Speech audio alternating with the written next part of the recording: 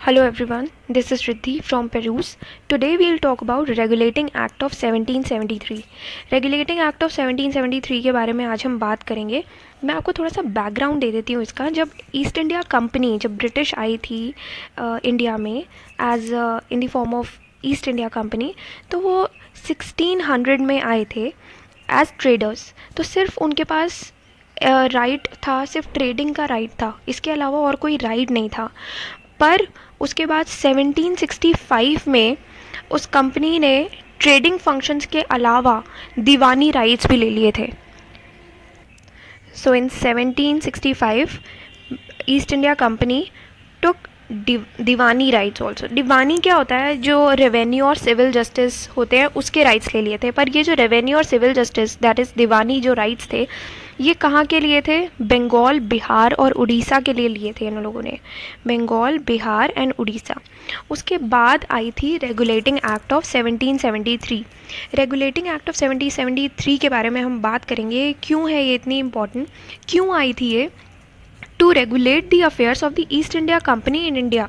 अब जो अफेयर्स थे ईस्ट इंडिया कंपनी के, उनके रेगुलेशन के लिए, उनके कंट्रोल के लिए आई थी ईस्ट इंडिया कंपनी इंडिया में. And it laid the foundations of the central administration in India. Then इसमें क्या क्या हुआ था, इस एक्ट में क्या क्या फीचर्स थे इस एक्ट के, उसके बारे में अब हम बात करेंगे. So it designated the governor of Bengal as the governor general of Bengal. Alright, तो जो गवर्नर थे बंगाल के, उसको नाम दे दिया गया, टाइटल दे दिया गया गवर्नर जनरल ऑफ बंगाल का.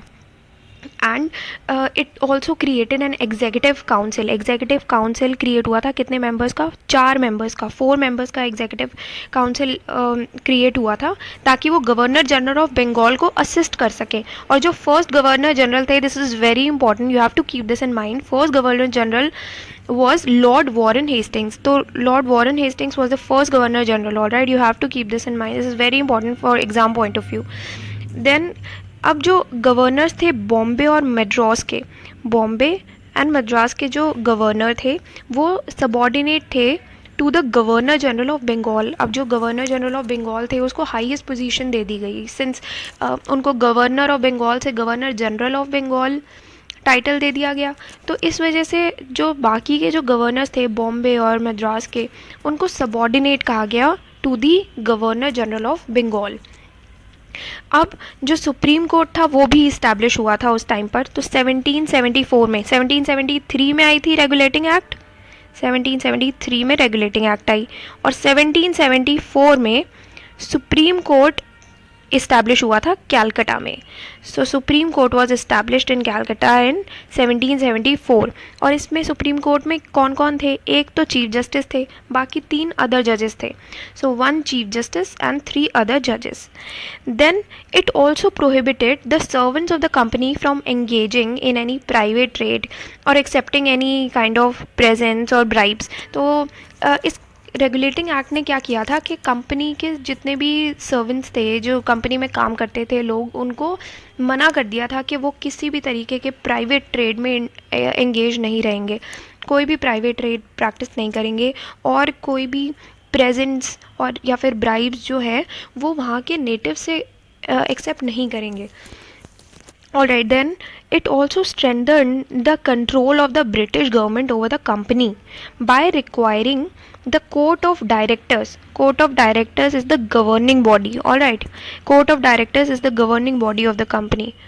So it is the governing body of the company, and to report on its revenue, civil and military affairs in India. तो क्या होता है कि court of directors थे and it was the governing body of the company.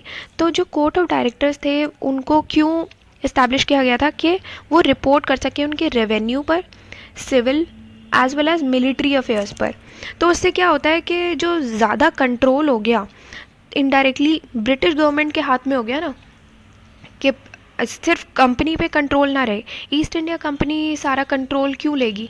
तो Britishers भी तो बोलेंगे कि भाई हम तो यहाँ पर बैठे हुए हैं, आप लोग तो चले गए हो और आप सारी चीज़ें कर रहे हो और हमें तो कोई कंट्रोल ही नहीं मिल रहा है। तो इस वजह से कोर्ट ऑफ डायरेक्टर्स बना दिए गए थे। ब्रिटिश गवर्नमेंट ने ये सोचा कि अब हम कोर्ट ऑफ डायरेक्टर्स बना देंगे।